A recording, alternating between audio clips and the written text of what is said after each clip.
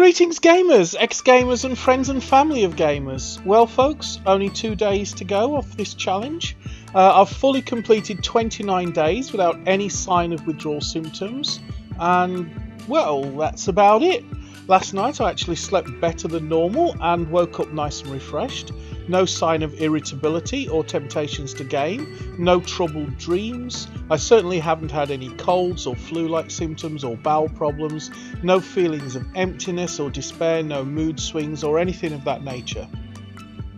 On the weight loss front, I have been very tempted to eat, but managed to resist the temptation to snack all day.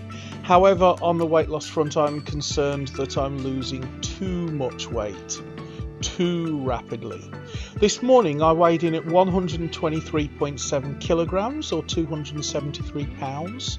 That's a loss of 3.7 kilograms or 8 pounds, give or take 2 kilograms or 4.4 pounds.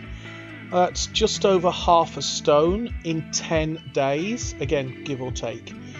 Healthy weight loss is supposed to be 1 or 2 pounds per week. Even before I was sure that I was actually losing weight, I started to fear that the numbers were going down a little too fast. So on day 24 I started recording my body fat percentage to see if that was going down as well, and for the most part I think it was, but over the last 3 days, it hasn't been going down. This means my body is breaking down muscle tissue as well as fat, and I don't like that at all. It means my metabolic rate is going to drop, and I'll find it easier to put on weight in the future.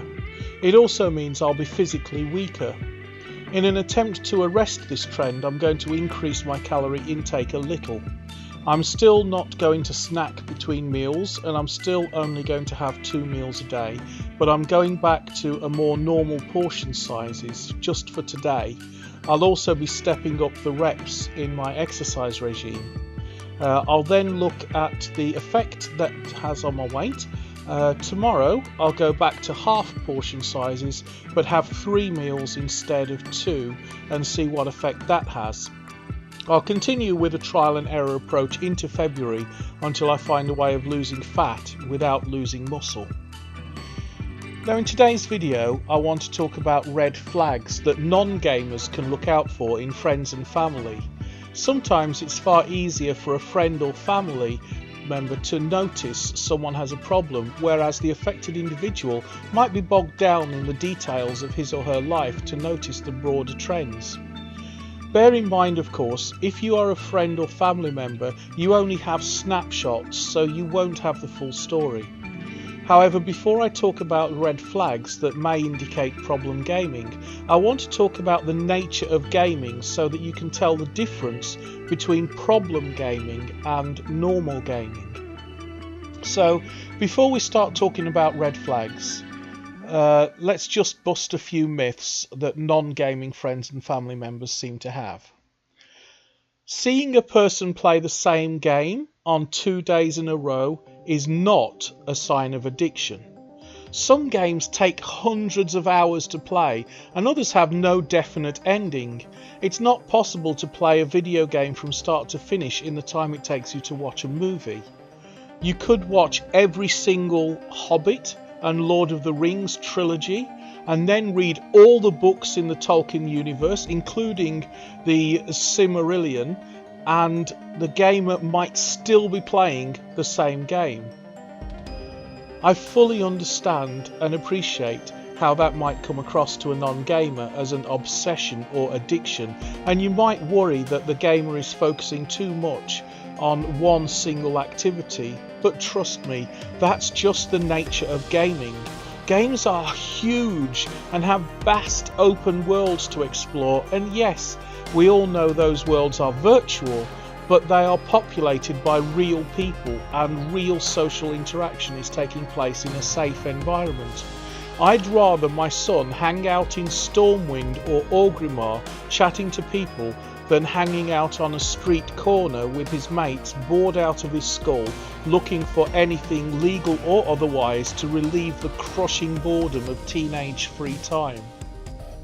These days, a lot of social activity takes place within games, so denying a child access to games that everybody is playing and by everybody I mean every one of his friends, is effectively denying the child access to his friends and stunting the child's ability to develop healthy social connections at school. In short, don't let the number of hours in total that has been gained be an issue. All games require a lot of concentration, and so the gamer, especially if he or she has noise-cancelling headphones and is deeply engrossed in a game, might not hear you when you're talking. The gamer might even be engrossed in another conversation with another person that you can't even see, but is no less real than you are. Even if he or she's just blasting pixels against the machine, the gamer is not ignoring you. You might need to be patient and repeat your request for attention every few minutes, remembering all previous attempts at getting the gamer's attention were not heard and may as well never have been said. If necessary, physically go into the gamer's room and gently tap on his or her headphones, remembering that most modern games can't be paused. The gamer may need to finish what they're doing before giving you attention. Above all, try to keep your own emotions in check. Don't act as if or feel that you are being deliberately ignored. Whatever you do, don't yell and don't tell the gamer this is the nth time you've spoken to them, because all the other times were probably never heard, and it's not the gamer's fault that you weren't heard. By far the easiest way you can communicate in the 21st century is to just flip them a text. These days it's probably quicker and easier just to text your teenager, "Dinner's ready," than to yell it from the bottom of the stairs. The other thing I really want you to know before I go into the red flags is that it's not just a game. A lot of games, especially online games, are ranked with career profiles, and gamers or teams that make it up the ranks can be adopted and sponsored to the point where they can play professionally. Now, of course, the thing to remember is that for every one that makes it into the professional leagues, there are probably 100,000 or 1 million who don't. Even those that do make it into the professional leagues are not guaranteed a living wage, let alone the multi-millions that a handful of players get. Nevertheless, the gamer is playing with and competing with other players, and if it's a ranked match, then interrupting the game is exactly like interrupting a league sports match. Your actions may prevent not just the player, but the player's entire team from advancing through the ranks. Even if it's not a ranked match, some games require cooperative as well as competitive play, and again, interrupting one gamer is not just causing problems for one person, but for as many people as are on the gamer's team, which could be as little as 3 or as much as 100 people. The gaming industry has come a long way since Space Invaders and Pac-Man, but even in the days of Space Invaders and Pac-Man, they weren't just games. A whole culture was growing around those games. People care about the outcome of games, sometimes to an excessive amount, and people bet money, sometimes big money, on the outcome of some games, even without the gamer's knowledge. That being said, that tends to only happen in the case of some of the most elite gamers, but do you know what level your teenager is playing at? There is also a dark side to gaming, just as there is a dark side to everything. Now, I'm not saying if you interrupt your teenager while he or she is playing a game, your house will be swatted and armed police will burst through your door. The chances of that happening are extremely rare, but you should be aware that if you choose to interrupt a gamer, you're interrupting not just the gamer, but a lot of people that you don't necessarily know. One last thing before I talk about red flags to look out for. You should be aware that studies have shown that video game addiction is extremely rare, somewhere between 1% and at most 5% of gamers.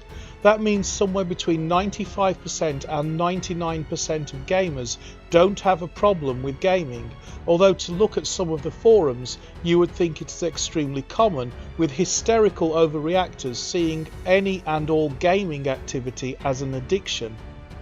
A player is not a gaming addict just because he or she plays video games. and a player is not a gaming addict just because he or she would rather play a video game than talk to you when you want to have that gamer's attention. Before you start questioning if someone you know or love is a gaming addict, first look very soberly at yourself and ask yourself if you are genuinely concerned about that gamer's well-being, or are you just jealous that you're not getting the attention that you crave. Now, with eyes that can see much more clearly without that plank, let's look at the red flags that indicate possible gaming addiction. Now, the first red flag I want to pull up is uncontrolled gaming. That is to say, the gamer will tell you that he or she intends to play a game for 1 or 2 hours and is still playing 8 or 10 hours later. It's certainly possible for gamers to lose track of time, but if they lose track of an awful lot of time, then you have to ask yourself, are they in control of their gaming, or is the gaming controlling them? The second red flag is obsessing about a game.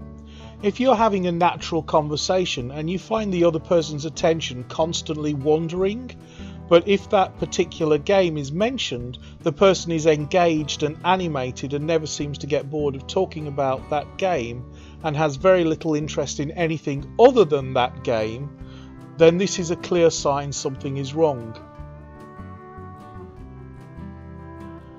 The third red flag is loss of interest in non-gaming related hobbies and reduced face-to-face contact with friends.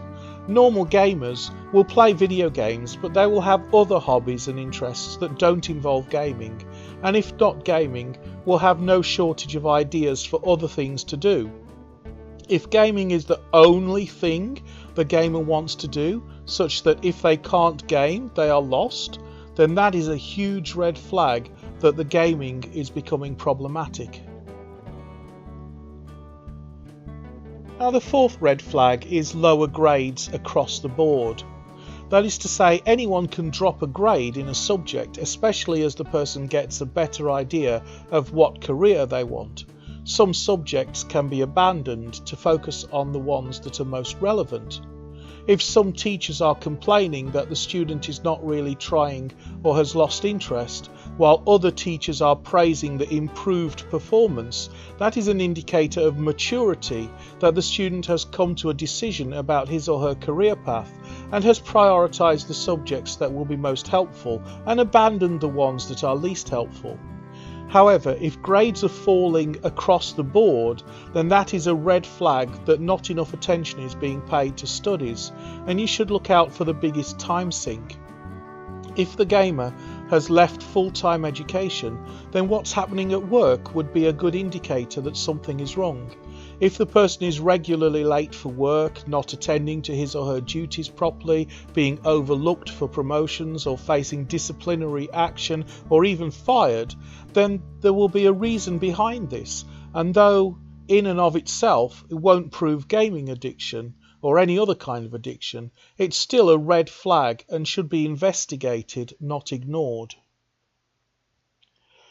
The fifth red flag is increasing anger and irritability. Now, games can get a bit frustrating at times, and some people have said, you know you're a real gamer when you've broken your first keyboard. I guess I'm not a true gamer then, because although I've lost lots of keyboards due to wear and tear or spilled coffee or obsolete technology, I've never broken a keyboard in a fit of rage. Anger and irritability while gaming is not a reliable sign of gaming addiction. However, what is a sign of gaming addiction is steadily increasing irritation and anger while the gamer is not playing, which suddenly eases off after a bout of gaming. Again, though there's nothing wrong with coming home from a stressful day and blasting a few pixels to relieve stress, that's not the same as mounting irritation when away from gaming. You'll probably notice this sign most prominently when you're on family vacation. At this point, I want to warn you against following the advice that has been doing the rounds quite recently. And that terrible advice is that you can just take away the controller off the gamer, and if the gamer rages, then the gamer is an addict. No, this really is terrible advice. Imagine someone just yanks a book off you while you're in the middle of reading it. How would you react? The sixth red flag is poor personal hygiene. As a gaming addict's addiction takes hold, the gaming eats into more and more time that should be spent on other things. In the early stages, the gaming just displaces other interests and hobbies, but eventually the gamer must invest more time to gaming due to the build-up of tolerance, and so the gamer may resort to using extra deodorant or stronger smelling mists to disguise the body odour from days or weeks without washing. The gamer might even get into the habit of sleeping in his or her clothes, as the time taken in dressing and undressing can be spent gaming instead. However, I would like to stress that some people just never developed the habit of taking care of their personal hygiene, so poor personal hygiene in and of itself is not a sign of any problems at all, other than inherent laziness. But if a person who usually has good personal hygiene unexpectedly starts neglecting their personal hygiene, then that's a huge red flag. However, even though an unexpected and unaccountable drop in personal hygiene is a huge red flag, that something is wrong, this might not be due to gaming addiction. It could be a sign of other addictions or other mental health problems, such as depression. Now, the seventh red flag is excessive tiredness. Often an addicted gamer will play well into the small hours of the morning, and sometimes whole nights will be spent gaming. Now, I'm not saying that an all-night gaming session is a sign of gaming addiction, because it isn't. However, if the gaming is taking place of sleep for days or weeks at a time, and the gamer seems to be permanently tired, you know what young parents look like the first few weeks after a new baby arrives. Or if the gamer is starting to take stimulants to compensate for lack of sleep, and this has been going on for weeks or months, not days, then that is a red flag that there is a problem. Although again, not necessarily a problem with the gaming, it could be as trivial as an old worn out mattress or something as life-threatening as sleep apnea. Again, it's something to be investigated. Now, the eighth red flag is difficulty facing obligations. Okay, outright refusal or doing a half-hearted job tidying their bedroom or putting off homework is called being a normal teenager. But if you see someone you love putting off important tasks, again, they could just have grown up to be lazy and undisciplined. But if you notice these things in people that didn't used to be untidy and unreliable, then that is a red flag that something is wrong. Maybe they're not a gaming addict, maybe they're depressed, but still, when you see these signs, it's time for concern. The ninth red flag is unhealthy eating patterns. Sometimes gamers will be so engrossed in a game that they'll forget to eat, or will prefer to snack on high-calorie, low-nutrition food supplemented with caffeine and high-fructose corn syrup than take the time to prepare a proper meal. This can be manifested in unexpected weight loss or unexpected weight gain. Once again, in and of itself, it's not a sign of video game addiction or any other issues, but it's a red flag that should make you sit up and take notice. And the final red flag is that these signs have been present for a long time and are getting worse. I would like to stress that a lot of people game in a binge and burnout cycle where a new game will come out or a new expansion will be released, and a gamer will play the life out of it for a few days or weeks and then return to his or her normal routine. This intermittent binging is perfectly normal and not indicative of problem gaming. If, however, the gamer's life is going downhill very fast, and rather than addressing the increasingly obvious problems, the gamer is retreating further and further into a virtual world in order to escape the real world, then that's perhaps the clearest indication of all that the gaming is a problem. In tomorrow's video, which brings me to the end of my month off gaming challenge, I'd like to look at what things you can do to help if you've watched this video all the way through and are still convinced that the gamer has a problem. And if you feel that you might have a problem with excessive gaming and are worried you might be developing an addiction, why not follow along or try out this simple test of going game free for a month? Remember, it can be any month and you don't have to start on the 1st. Why not post a comment and let me know how you're doing? And don't forget to hit that subscribe button. But as for me, hopefully soon to be slightly less big fat hairy 29 days and counting non-gamer, I'll look forward to seeing you in another video.